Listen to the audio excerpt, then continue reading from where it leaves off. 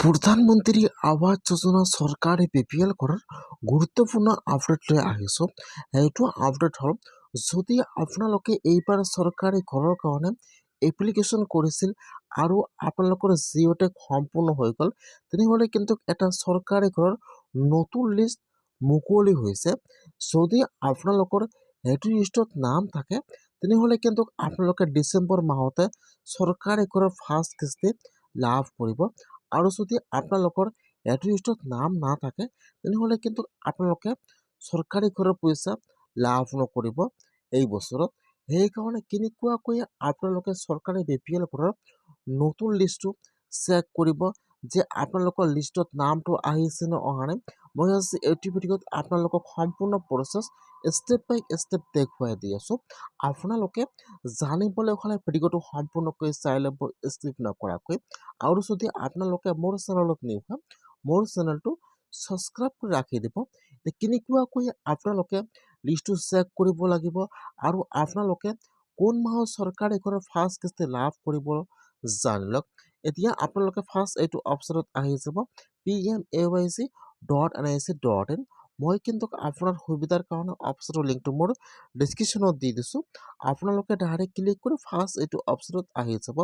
অহাৰ পিছত আপোনালোকে আৱাসৰ ওপৰত এবাৰ ক্লিক কৰিব। তাৰপিছত আপোনালোকে এতিয়া ৰিপৰ্টৰ ওপৰত এবাৰ ক্লিক কৰিব। আৱাস এণ্ড ৰিপৰ্ট। এতিয়া কিন্তু আপোনাৰ ওচৰত নতুন এটা পেজ ইয়াত অপেন হৈ যাব এনেকুৱাকৈ। এতিয়া আপোনালোকে অলপমান তলত আহি যাব।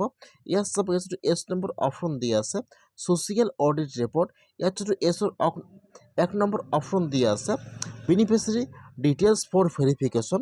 এতিয়া আপোনালোকে এছৰ 1 নম্বৰ অপশ্যনৰ ওপৰত ক্লিক কৰিব। এতিয়া আপোনাৰ ওচৰত এইটো পেজ অপেন হৈ যাব এনেকুৱাকৈ। ফাৰ্ষ্ট চাব দি আছে অল ষ্টেট, সেইটো অপশ্যনৰ ওপৰত ক্লিক কৰিব। ফাৰ্ষ্ট ইয়াত আপোনাৰ ষ্টেট নাম চিলেক্ট কৰি লৈ ল'ব। ষ্টেট নাম আছাম। তাৰপিছত চিলেক্টত ক্লিক কৰিব। ইয়াত আহি যাব আপোনালোকৰ ডিষ্ট্ৰিক্টৰ নাম। এতিয়া আপোনালোকে ইয়াত চাই লৈ ইয়াত যিটো আপোনাৰ ডিষ্ট্ৰিক্টৰ নাম হয়, আপোনালোকে ইয়াত আমাৰ ডিষ্ট্ৰিক্টৰ নামটো চিলেক্ট কৰি লৈ ল'ব। তাৰপিছত চিলেক্টত ক্লিক কৰিব। ইয়াত আহি যাব আপোনাৰ ব্লকৰ নাম। এতিয়া আপোনালোকে ইয়াত চাই লৈ ইয়াত যিটো আপোনাৰ ব্লকৰ নাম হয় চিলেক্ট কৰি লৈ ল'ব। তাৰপিছত চিলেক্টত ক্লিক কৰিব। ইয়াত আহি যাব আপোনাৰ পঞ্চায়তৰ নাম। এতিয়া আপোনালোকে ইয়াত চাই লৈ ইয়াত যিটো আপোনাৰ পঞ্চায়ত নাম চিলেক্ট কৰি লৈ ল'ব। ষ্টেট, ডিষ্ট্ৰিক্ট, ব্লক আৰু পঞ্চায়ত। তাৰপিছত আপোনালোকে চিলেক্টত ক্লিক কৰিব। ইয়াত আহি যাব চন। যিহেতু আপোনালোকে চৰকাৰী ঘৰৰ নতুন লিষ্টটো চেক কৰিব যে আপোনালোকৰ লিষ্টত নামটো আহিছে নে অহা নাই আৰু আপোনালোকৰ একাউণ্টত কিমান তাৰিখে পইচা সোমাই যাব। চৰকাৰী ঘৰৰ ফাৰ্ষ্ট কিস্তি ইয়াত সম্পূৰ্ণ প্ৰচেছ দিয়া থাকিব।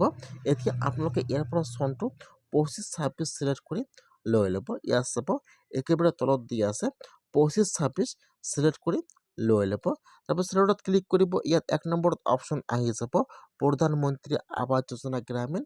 আপোনালোকে ইয়াৰ পৰা এইটো চিলেক্ট কৰি লৈ ল'ব। এতিয়া আপোনাৰ ওচৰত আহি যাব কেপচা।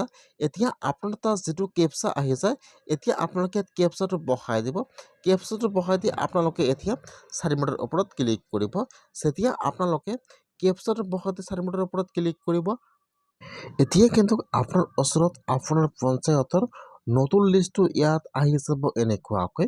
ফাৰ্ষ্ট আহি যাব আপোনাৰ নাম, তাৰপিছত ইয়াত আহি যাব আপোনাৰ গাৰ্জিয়ান নাম, ইয়াত আহি যাব আপোনাৰ ঘৰৰ ৰেজিষ্ট্ৰেশ্যন আইডি নম্বৰ আহি যাব আৰু এইফালত আহি যাব 25-26। যদি আপোনালোকৰ এইটো লিষ্টত নাম আহিছে, তেনেহ'লে কিন্তু আপোনালোকে ডিচেম্বৰ মাহতে চৰকাৰী ঘৰৰ ফাৰ্ষ্ট কিস্তি লাভ কৰিব। যদি আপোনালোকৰ জিঅ' টেগ সম্পূৰ্ণ হৈছে আৰু আপোনালোকৰ এইটো লিষ্টত নাম থাকে, তেনেহ'লে আপোনালোকে ডিচেম্বৰৰ ভিতৰতে চৰকাৰী ঘৰৰ পইচা লাভ কৰিব। আৰু যদি আপোনালোকৰ লিষ্টত নাম অহা নাই, তেনেহ'লে কিন্তু এতিয়া আপোনালোকে আৰু চৰকাৰী ঘৰৰ কাৰণে নতুনকৈ আবেদন কৰিব লাগিব।